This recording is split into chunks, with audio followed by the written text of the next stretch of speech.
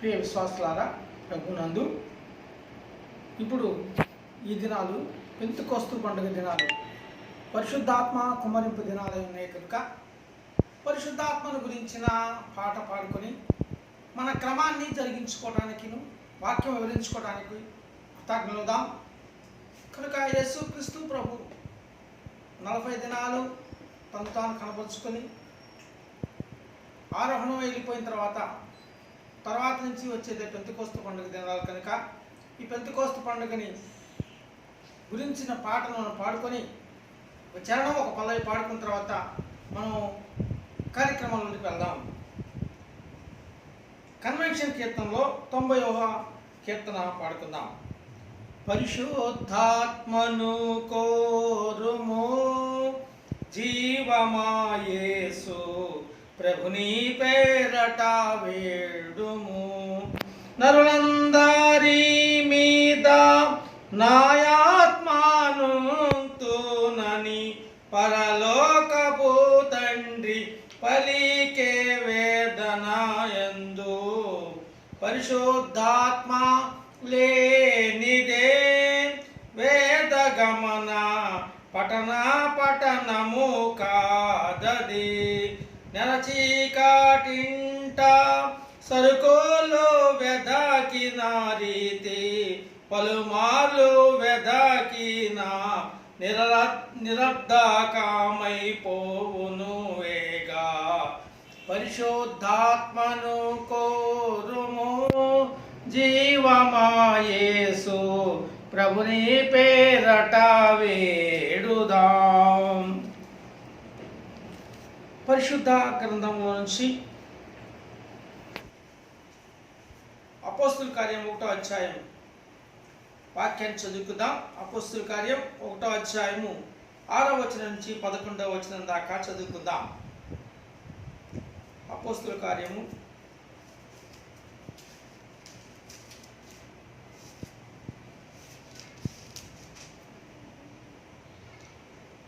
కాబట్టి వారు కూడి వచ్చినప్పుడు, ప్రభువా, ఈ కాలమందు ఇశ్రాయేలుకు రాజ్యం మరలా నీవు అనుగ్రహించదవా అని ఆయన అడుగగా, ఆయన, కాలములు సమయములు తండ్రి తన స్వాధీనం ఉంచుకున్నాడు, వాటిని తెలుసుకుంటా మీ పని కాదు. ఆయనను పరిశుద్ధాత్మ మీ మీదికి వచ్చినప్పుడు మీరు శక్తి నొందుదురు కనుక మీరు యెరూషలేములోను యూదయ సమరయ దేశములందును బోధిగంతముల వరకు నాకు సాక్షులై ఉందని వారితో చెప్పాను. ఈ మాటలు చెప్పి వారు చూచుతుండగా ఆయన ఆరోహణమాయను. అప్పుడు వారి కన్నులకు కనబడకుండా ఒక మేఘం ఆయన కొనిపోయిను. ఆయన వెళుచుండగా వారు ఆకాశం వైపు తేరి చూచుండ్రి. ఇదిగో తెల్లని వస్త్రము ధరించుకున్న 2 మనుషులు వారి యొద్ద నిలిచి, గలిలయ మనుషులారా, మీరెందుకు నిలిచి ఆకాశం వైపు చూచున్నారు? మీ యొద్ద నుండి పరలోకములకు చేర్చుకున్నప్పుడు యేసే ఏ రీతిగా పరలోకములంటే మీరు చూచుతారో ఆ రీతిగా ఆయన తిరిగి వచ్చునని వారితో చెప్పాను. ఆమేన్. పరిశుద్ధాత్మ ఈ యొక్క వాక్యం మన వినికిడిలో దీవించును గాక. ఆమేన్. ప్రార్థన చేసుకుందాం. మహాపరిశుద్ధుడా, గరుడానికి స్తోత్రములు. నాయన, ఈ యొక్క పెంతెకొస్తు పండుగ దినములలో పెంతెకొస్తు పండుగ ఆరాధించే ఆరాధనలో మరి 10 దినాలు కనుక ఈ 5వ దినాన్ని బట్టి నీకు స్తోత్రములు.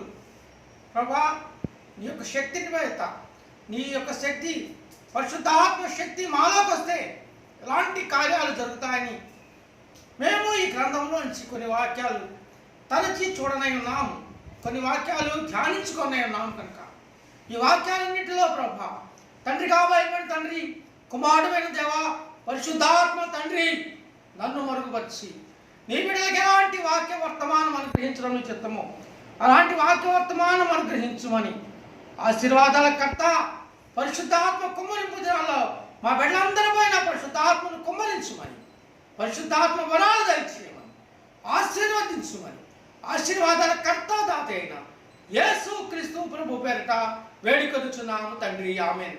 పరిశుద్ధాత్మ తండ్రి యొక్క కృపా సమాధానాలు తండ్రి మీ అందరికీ అనుగ్రహించును గాక. ఆమేన్. చూసినట్టయితే దైవ గ్రంథ ప్రకారము, మరి పాత నిబంధన ప్రకారము తండ్రి అయిన దేవుని యొక్క ఆత్మ, తండ్రి అయిన పరిశుద్ధాత్మను మనం తలంచుకోవాలి. అలాగే 125 మంది శిష్యులతో సహా దించబడిన పరిశుద్ధాత్మ తండ్రిని మనం తలంచుకోవాలి. అలాగే పాత మరి మోషే కాలంలో 70 మంది ప్రవక్తల్ని వారి మీద దించబడిన పరిశుద్ధాత్మ తండ్రిని మనం తలంచుకోవాలి. కనుక పాత నిబంధనలో ఉన్నారు, కొత్త నిబంధనలో ఉన్నారు. అపోస్తల కార్యంలో పరిశుద్ధాత్మ తండ్రి మనకు కనబడుతున్నారు. కానీ పరిశుద్ధాత్మ తండ్రి పెంతెకోస్తు దినమున అందరికీ బాటముగా బయటకు వచ్చిన వారై ఉన్నారు. అందరిపైన తన ఆత్మను కుమ్మరించిన వారై ఉన్నారు. బైబిల్ గ్రంథం చెప్పిన దాని ప్రకారము ఆది కాలం ఆదాము గారి దగ్గర నుంచి మరి యేసుక్రీస్తు వారి ఆరోహణమైపోయే వరకు పరిశుద్ధాత్మ తండ్రి ఆ ప్రవక్తలకు కానీ ఆయా యాజకులకు కానీ వారు ఎంతవరకు శక్తి ఇవ్వాలో, ఎంతవరకు వారు కార్యాలు చేయాలో అంతవరకే ఆత్మను కుమ్మరించేవారు. కానీ ఈ పెంతెకోస్తు పండుగ దినం వచ్చిన తర్వాత ఈ కార్యాలు పూర్తిగా కుమ్మరించబడ్డాయి. ఎంతవరకు కుమ్మరించబడ్డాయి అంటే, నీవు ఎంత ఆత్మీయ శక్తిని నీలో ఉంచుకోగలుగుతావో అంత ఆత్మీయ స్థితిని నీకు అనుగ్రహిస్తాను. నీ ఆత్మ ఎంతవరకు నింపుకోగలుగుతావో అంతవరకు పరిశుద్ధాత్మ తండ్రి నీ ఆత్మను నీలోకి నింపగలుగుతాను. కనుక మనం చూసినప్పుడు పెంతెకోస్తు పండుగ దినమును మనం ధ్యానం చేసుకుంటున్నాము. అలాగే పాత నిబంధన గ్రంథములో చూసినప్పుడు మరి సంఖ్యాకాండము 11వ అధ్యాయము 24వ వచనాన్ని చూద్దాం. మనందరము చూద్దాం. సంఖ్యాకాండము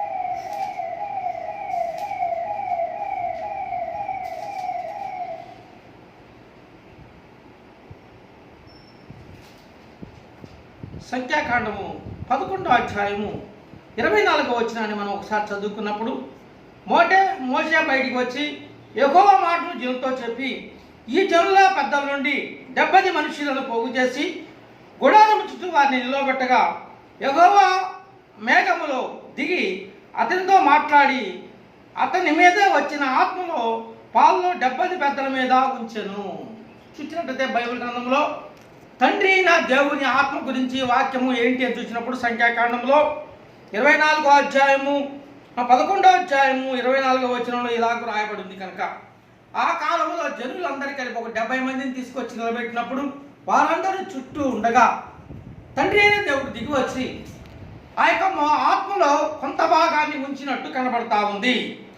కనుక ఆత్మ తండ్రి లేకుండా మనం ఏ కార్యము చేయలేము. ఏ కార్యమైనా చేయాలి అంటే మనకు ఆత్మ సహాయము కావలసి ఉన్నది. కనుక ఆ కాలంలో మరి మోషే గారితో పాటు పరిచయం చేయటం కొరకు ఈ 70 మందిని ఏర్పరచుకున్నారు. మరి ఆ కింద చూసినప్పుడు ఇంకా ఏముందని రాయబడిందంటే, కావున ఆత్మ వారి మీద నిలిచినప్పుడు వారు ప్రవచించారు కానీ మరలా ప్రవచించలేదు. గొప్ప విషయం చూడండి. ఫస్ట్ దేవుడు ఆత్మ ఉంచినప్పుడు ప్రవచించారు, కానీ తర్వాత మరలా ప్రవచించలేకపోయారు. కారణం ఏంటి అని చూసినప్పుడు వారి ఆత్మను తమలో ఉంచుకొనలేకపోయినారని గ్రహించాలి.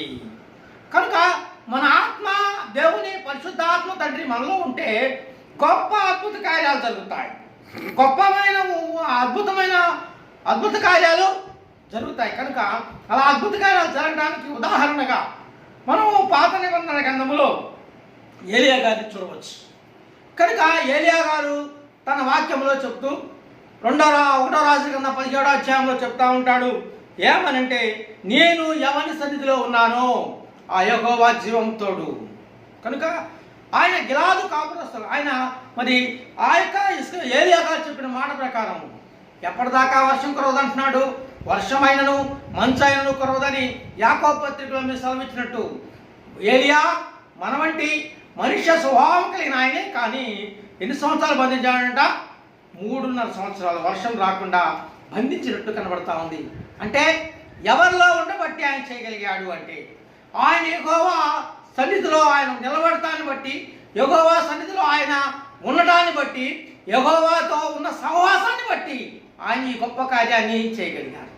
కనుక పరిశుద్ధాత్మ దేవ ఎంత మంచి ఎంత గొప్ప విషయం చూసినప్పుడు, వర్షం రాకుండా 3.5 సంవత్సరాలు ఆపడం ఒక మనిషికి సాధ్యమా అంటే సాధ్యమని నిరూపించబడింది. ఎందుకంటే ఏలియా గారి కాలంలో ఆ ఏలియా గొప్ప అంతస్తుని చూపించినట్టు కనబడతా ఉంది. కనుక ఏలియా మరొక గొప్ప కార్యాన్ని కూడా చేసినట్టు మనకు కనబడతా ఉంది. బైబిల్ గ్రంథంలో చూసినప్పుడు ఏలియా తాను బయలు ప్రవక్తలకి తానుకు పోటీ వచ్చినప్పుడు, ఏలియాకిన్నో ఎవరికి వచ్చింది పోటీ? బయలు ప్రవక్తలకి పోటీ వచ్చినప్పుడు బయలు ప్రవక్తలను ఆయన వారి దేవుణ్ణి వారు ప్రార్థన చేయమన్నప్పుడు వారు చేశారు. కానీ వారి బయలు ప్రవక్త వచ్చి ఆ యొక్క దహించవలసిన మా యొక్క పశు మాంసాన్ని కానీ అవి కానీ దహించలేకపోయాయి. కానీ ఏలియా ప్రార్థన చేయగా గొప్ప అంతస్తు వచ్చింది. ఏంటంటే అప్పటి వరకు వారు ఊరికి కట్టెల మీద పశు మాంసాన్ని పెట్టారు. కానీ ఏలియా కందకాన్ని తవ్వించి దాని నిండా నీళ్లతో నింపాడు. ఆ తర్వాత ఆ పైన ఆ కట్టెల పైన ఆ పశు మాంసం పైన కూడా నీళ్లు కుమ్మరించి పొర్లించాడు. అప్పుడు ప్రార్థన చేసినప్పుడు పరలోకం నుంచి అగ్ని దిగి వచ్చి దాన్నంతా దహించి వేసింది. కనుక ఇది ఎట్లా జరిగింది అంటే ఏలియా బయలు ప్రవక్తలందరినీ ఆ రోజే 400 మందిని హతం చేశాడు. కనుక ఇంతటి గొప్ప స్థితి, ఇంతటి అనుభవము పరిశుద్ధాత్మలో జరుగుతుంది. పరిశుద్ధాత్మ దేవుడు మనలో ఉంటేనే మనం వాక్యవర్తనం చేయగలుగుతాం. పరిశుద్ధాత్మ తండ్రి మనలోనే ఉంటేనే అద్భుతాలు జరుగుతాయి. పరిశుద్ధాత్మ తండ్రి లేకుండా ఏ క్రియ ఏది కూడా జరగదు. చూసినట్టయితే మరి రాజుల గ్రంథం 19వ అధ్యాయము 4వ వచనాన్ని చూద్దాం. చూసినట్టయితే 1వ రాజుల గ్రంథము 19వ అధ్యాయము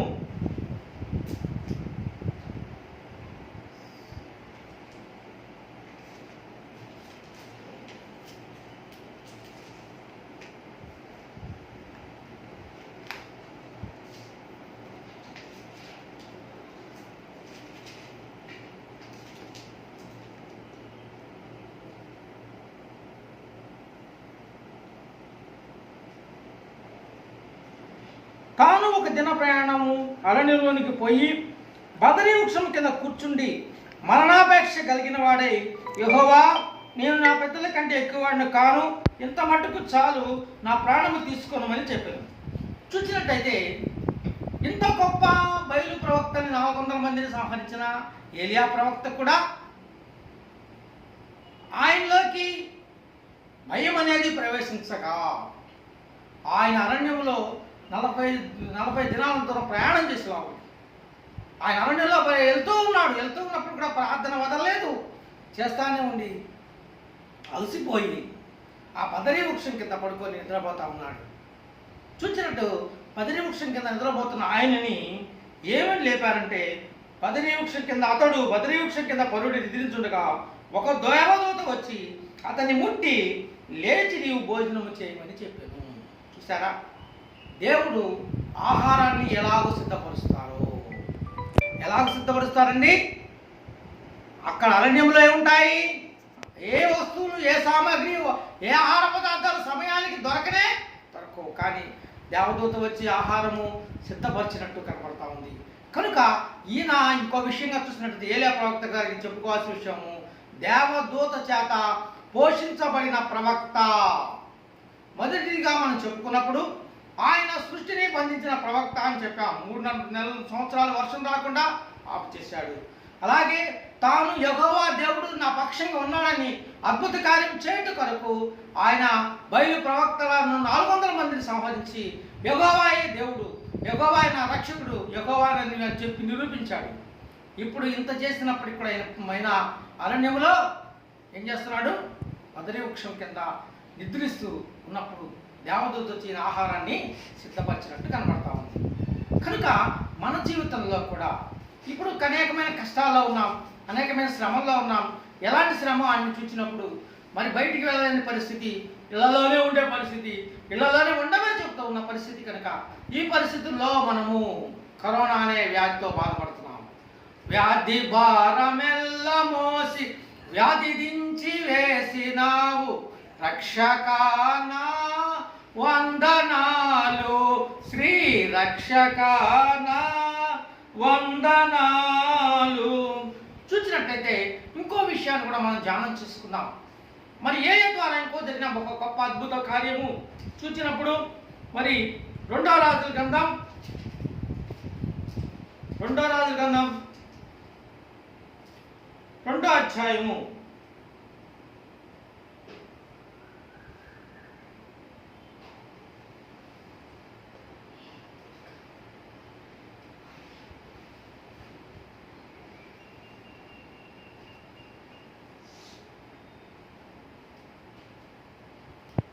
11వ వచనాన్ని చూద్దాం. వారు ఇంకా వెళ్ళుచుండగా మాట్లాడుచుండగా ఇదిగో అగ్నిరథము అగ్నిగుర్రములు కనబడి వీరిద్దరిని వేరు చేసింది. అప్పుడు ఏలియా సుడిగాలి చేత ఆకాశమునకు ఆరోహణమై వెళ్ళిపోయింది. ఇన్ని అద్భుతాలు చేశాడు. ఆహారానికి లోటు వచ్చింది, కానీ ఆయన ఎవరిని విడవలేదు. యెహోవా ఆత్మను ఆయన్ని విడవలేదు. ఎవరిని విడవలేదు? ఏలియాని విడవలేదు. కనుక యెహోవా ఆత్మ ఏలియాని విడగపోవటాన్ని బట్టి ఏలియాని మరి అక్కడే అనుకున్నాడు బదరీ వృక్షం దగ్గర, నేను ఇక్కడ చచ్చిపోతానయ్యా, నాకు చాలు, ఇంత నేను చేసింది చాలు, నేను ఆ పెద్దల కంటే నేను గొప్పవాడిని కాదనుకున్నప్పటికి కూడా ఆయన అక్కడ చనిపోవడం దేవుడికి ఇష్టం లేదు. ఆయన ఆరోహణం కావాలి. ఎట్లా ఆరోహణం కావాలి అంటే అగ్నిరథాల పైన. అంటే మనం అందరం పాడుకున్నాం ఇందాక, పరిశుద్ధాత్మను కోరుము.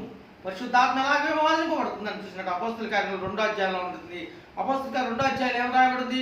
అగ్ని నాలికలు విభాగింపబడినట్లు అందరిపైన రాలగా అందరు పరిశుద్ధాత్మను పొందారు. కనుక మరి ఆ అగ్నిరథాలు ఆకాశం నుంచి భూమి మీదకి వచ్చాయి. ఎక్కడికి వచ్చినాయి? భూమికి వచ్చినాయా? రాలేదు, ఆకాశంలోనే ఉన్నాయి. ఈయన ఎట్లా వెళ్ళాడు? సుడిగాల చేత ఆరోహణమైపోయి ఆ అగ్నిరథాల మీద కూర్చోగలిగాడు. అగ్నిరథాల మీద కూర్చుంటే కాలిపోతారేమని మనందరం అనుకుంటాం, కానీ ఆ అగ్నిని ఆర్పగలిగిన ఈయనకి ఇంకొక ఏలియా గారికి ఇంకొక పేరు ఏంటంటే దహించు ప్రవక్త. ఈయన ఎవరండి? దహించే ప్రవక్త. అంటే అగ్నిని కూడా దహించగలిగినంతటి శక్తి కలిగిన ప్రవక్త. కారణం ఏంటంటే దహించైన యెహోవా దగ్గర యెహోవా ఆత్మను పొందాడు.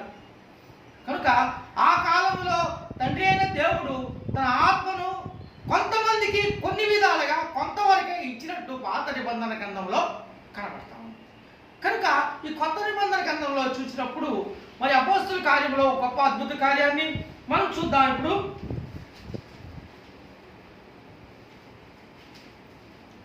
7వ అధ్యాయంలో ఇక్కడ ఒక ఆయన కనబడతా ఉన్నాడు. మనము పాత నిబంధన గ్రంథంలో ఏలియాని జ్ఞానం చేసుకున్నాం.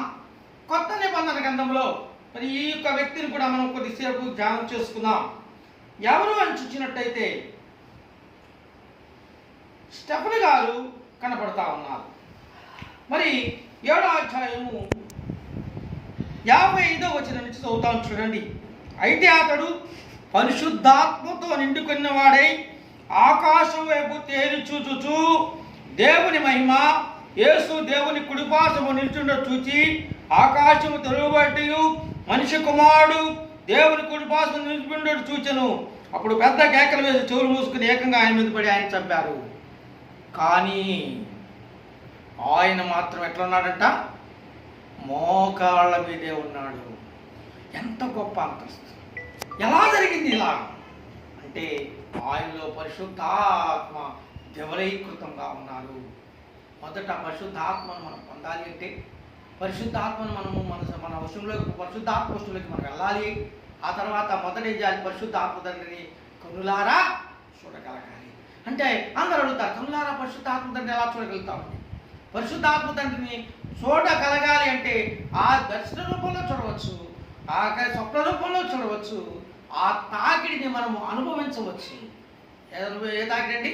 పరిశుద్ధాత్మ యొక్క తాకిడిని మనం అనుభవించవచ్చు.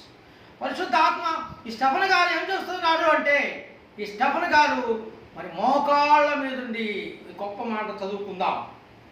ప్రభు గుర్చి మొరపెట్టుచు, యేసు ప్రభువా నా ఆత్మను చేర్చుకును. స్టెఫెను పలుకుచుండగా వారు అతన్ని రాళ్లతో కొట్టి చంపిరి. చూసారా? ఇక్కడ నేను ఒక విషయం మీతో చెప్పాలనుకుంటున్నాను. స్టెఫెను గారి సాక్ష్యము, స్టెఫెను గారి యొక్క సాక్ష్యము, ఈ అద్భుతమైన సాక్ష్యము మోకాళ్ళ మీద ఆయన చేస్తున్న ప్రార్థన బట్టి, ఆ మోకాళ్ళ మీద ఆయన చేస్తున్న ఆ ప్రార్థన బట్టి అప్పటి వరకు సౌలుగా ఉన్న ఆయన పౌలుగా మార్చబడ్డాడు. ఆ మార్చబడటమే కాదు కానీ అన్యులకు సువార్త అందించే ఒక యోధుడిగా నిలబట్టగలిగింది. మన సాక్ష్యము ఈ స్టెఫన్ గారి సాక్ష్యంలాగా ఉండాలి. ఎవరి సాక్ష్యంలాగా ఉండాలండి? స్టెఫన్ గారి సాక్ష్యంలాగా మన సాక్ష్యము ఉండాలి. ఎందుకని స్టెఫన్ గారి సాక్ష్యం అంటే, స్టెఫన్ గారు గొప్ప విషయం ఏంటంటే, ఒకటి మోకాళ్ళ మీద ఉంది ప్రార్థన చేస్తుంది. ఆయన తన ఆత్మను దేవుడికి అప్పగించుకున్నాడు. మనము ప్రార్థన చేసే సమయంలో ఎంతసేపు మనము మోకాళ్ళ మీద ఉండగలుగుతున్నాము? మరి వయసు పెరిగిపోయిందని కొంతమంది, మా కాళ్ళు సరిగా ఉండలేదని కొంతమంది, ఇలాగూ మనము మోకరించలేకపోతున్నామేమో. కానీ మరి స్టెఫన్ గారైతే మోకాళ్ళ మీద ఉన్నారు. మోకాళ్ళ మీద ఉండటమే కాదు కానీ అప్పుడు సమయంలో రాళ్లతో కొడుతున్నప్పుడు మోకాళ్ళు దెక్కుండా ఉండటమే గొప్ప విషయం. చిన్న రాయి తగిలితేనే అయ్యో అమ్మో అని మనం వెళ్తాం. కానీ అది దెక్కుండా ఉంది. తండ్రి నా ఆత్మను మీ చేతికి అప్పగిస్తున్నాడు. మరి చూసినప్పుడు దాని కింద వచ్చినాన్ని కూడా చదువుకుందాం. అతడు మోకాళ్ళుని ప్రభువా వారి మీద ఈ పాపము మోపకుమని ఏం చేశారంట? గొప్ప శబ్దంతో పలికాను. చూసారా? యేసుక్రీస్తు ప్రభువులో మనం ఉంటే, యేసుక్రీస్తు ప్రభువును మన రక్షకుడిగా మనం అంగీకరించినట్టయితే, ఈ యొక్క స్టెఫన్ గారు ఈ పలికిన మాట ఎంత గొప్ప అద్భుతమైన మాట, ఎంత ఉన్నతమైన స్థితి కలిగిన మాట. అయ్యా వీరందరూ పాపం చేస్తున్నారు, కానీ వీరి పాపాన్ని వీరి మీద మోపకు తండ్రి. వీరేం చేస్తున్నారు వీరని యేసుక్రీస్తు ప్రభు మాట లాంటి మాట, అలాంటి మౌలిక కూడిన మాట ఈ స్టెఫన్ గారు పలకడంతో అక్కడి వరకు ఆ పాట పలికి ఆయన నిద్రించినని బైబిల్లో రాయబడి ఉంది. సౌలు అతని చావునకు సమ్మతించను. చూసినట్లయితే సౌలు గారు ఈ స్టెఫన్ గారు చావడానికి ఆయన సమ్మతించినట్టు కనబడతా ఉంది. ఆయన ఎక్కడున్నాడంటే సౌలు గారు అప్పుడు వీళ్ళందరూ తమ పై వస్త్రాలు తీసివేస్తే, ఆయన చంపడానికి వచ్చిన వారందరూ రాళ్లతో కొట్టడానికి పై వస్త్రాలు తీసిస్తే ఆ వస్త్రాలకి కాపులాగా ఉన్నాడు. చూసారా? ఎప్పుడైతే పరిశుద్ధ ఆత్మ ఆయన సంధించాడో గొప్ప అద్భుతము కనబడతాం. కనుక ఇంకొక మూడవ అద్భుతాన్ని చూద్దాం. అదేంటంటే 3వ అధ్యాయము అపోస్తలుల కార్యము 3వ అధ్యాయము పేతురు గారు చూద్దాం. అపోస్తలుల కార్యం 3వ అధ్యాయము 4వ వచనాన్ని చూద్దాం. పేతురు యోహాను దేవాలయంలో ప్రవేశించబోచుండగా వాడు చూచి భిక్షమౌటకు పేతురును యోహాను వారిని తేరి చూచి మా తట్టు చూడమనిది. గొప్ప అంతస్తు ఏంటి చూశారు? వాడేమనుకుంటున్నాడు? పేతురు గారు యోహాను గారు బాగా వైట్ డ్రెస్ వేసుకొని లోపలికి వస్తున్నారు, మంచి పరిశుద్ధమైన వస్త్రాలు ధరించుకొని వస్తున్నారు. వీరి దగ్గర కలిగిన బంగారము ఏదైనా నేను తీసుకోవచ్చని వారు భిక్షం అడుగుతా ఉన్నాడు. వాళ్ళు ఏమంటున్నారంటే, మా వద్ద ఏం లేవు మా దగ్గర. అతడు పేతురు వెండి బంగారములు మా యొద్ద లేవు. గొప్ప విషయం అర్థం చేసుకోండి. డబ్బులతో మనం యేసు ప్రభువుని కానీ పరిశుద్ధ ఆత్మ తండ్రి కానీ కొనలేమండి. పరిశుద్ధ ఆత్మను కొనలేము. ఎందుకనంటే ఇందులోనే మరి గాడి చేయవాడు ఒకడు అడుగుతాడు. మరి పేతురు గారి దగ్గర తీసుకొచ్చి ధనాన్ని తీసుకొచ్చి అక్కడ పెట్టి, పేతురు గారు నేను ఎవరి మీద చేయించితే వారందరూ పరిశుద్ధ ఆత్మ పొందేటట్టు నాకు వరాన్ని దయచేయండి, ఈ డబ్బు తీసుకోండి అంటాడు. ఆయన అంటాడు, ఈ డబ్బు యొక్క దీంతో పరిశుద్ధ ఆత్మ నువ్వేం చేయలేవు, కొనలేవు. కనుక పరిశుద్ధ ఆత్మ ఎవరికి అనుగ్రహించబడుతుంది అని చూసినప్పుడు, పరిశుద్ధ ఆత్మ అనుగ్రహించబడాలంటే విరిగి నలిగిన హృదయము కావాలి. ఏం కావాలి? విరిగి నలిగిన హృదయము. మనం విరిగిపోయి ఉండాలి. అంటే మన హృదయము నలగొట్టబడాలి. ఎట్లతో అంటే శ్రమలతో కావచ్చు, ఇబ్బందితో కావచ్చు. మన అప్పులు ఉన్నాయనుకోండి, మన అప్పులు ఉన్నప్పుడు మనం బయటికి వెళ్ళి మొహం చూపించలేని పరిస్థితి. అలాంటప్పుడు విరిగిపోయి ఉంటుంది, బయటికి కనబడలేని పరిస్థితిలో ఉంటాం. అలాంటప్పుడు ఆయన దగ్గరికి వెళ్ళి గోజాడినప్పుడు ఆయన పరిశుద్ధ ఆత్మశక్తిని అనుగ్రహిస్తాడు. పరిశుద్ధాత్మ ఇచ్చే వరాలు చాలా అద్భుతమైనవి. అందులో అద్భుతమైన వరము స్వస్థత వరము, అలాగే రకరకాలైన వరాలు ఉన్నాయి. తండ్రి దైవజన్ దేవదాసయ్య గారు మా తండ్రి అన్ని వరాలు నా దగ్గర నేను పొంది ఉన్నానని చెప్పారు. కనుక దేవదాసయ్య గారు మన తండ్రిగా ఉంటాం మనకి ఎంతో అదృష్టం. బైబిల్ మిషన్లో మనం నీవు నేను ఉంటాం ఎంతో అదృష్టం. ఈరోజు ఆ వరాలు పొందటానికి ఇచ్చే తండ్రి మన తండ్రి ఉన్నాడు. కనుక మనం ఏం చేయాలి అంటే గోజాడుతూనే మన పని. ఆయన పాదాలు పట్టుకొని ఇచ్చేంత వరకు గోజాడాలి. ఎలాగంటే చిన్నపిల్లవాడు తన తండ్రి తాను అడిగింది ఇవ్వనప్పుడు మరి వాడు కాళ్ళు పట్టుకొని వదలకుండా ఏడుస్తూనే ఉండి ఆ ఇచ్చేంత వరకు ఏడ్చి తాను పొందుకుంటాడు. అలాగే మనం పొందుకోవాలి. ఏంది పరిశుద్ధాత్మ తండ్రిని ఈ 10 దినాలు మనం కనీసం 1 గంట సేపు దేవాలయంలోకి వెళ్ళలేని పరిస్థితిలో ఉన్నాం కనుక మన గృహంలో అన్నీ బంద్ చేసి ఏకాంత స్థలము కోరమని తండ్రి దేవజనం రాయించారు.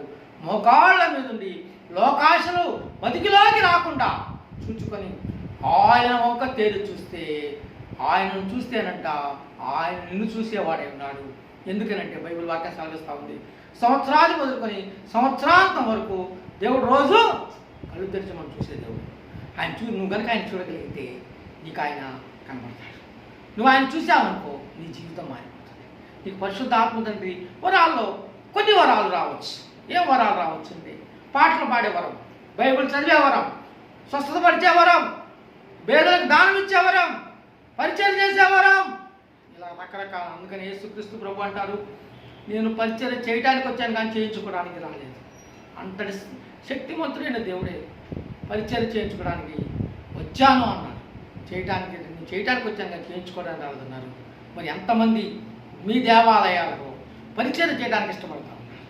మీ దేవాలయాలు కడిగి శుద్ధీకరించడానికి ఎంతమంది ఇష్టపడతా ఉన్నారు? కనుక గుర్తుపెట్టుకోండి, పరిచర్య వరం చాలా గొప్పది. కనుక మా కాలంలో మా గురువు గారు చెప్పిన మాట, దేవాలయాన్ని ఎవరు కడగాలి? ఎవరైతే సేవ చేసేవారు ఉన్నారో వారే వచ్చి దేవాలయాన్ని కడగాలి. ఆ కాలంలో విజయవాడ దేవాలయాన్ని నేను కడిగి శుద్ధీకరించేవాడిని. దాన్ని రోజు శుభ్రపరచాలి. ఎందుకనంటే దేవాలయాన్ని శుభ్రపరిస్తే దేవుడు మన హృదయాన్ని శుభ్రపరుస్తాడు. దేవాలయాన్ని మనం శుభ్రపరిచినప్పుడు దేవుడు మన హృదయాన్ని శుద్ధిపరుస్తాడు. కనుక ఏదైనా నా నామందు మరి పరిశుద్ధాత్మ తండ్రి ఇంకా ఎన్నైనా చెప్పుకోవచ్చు.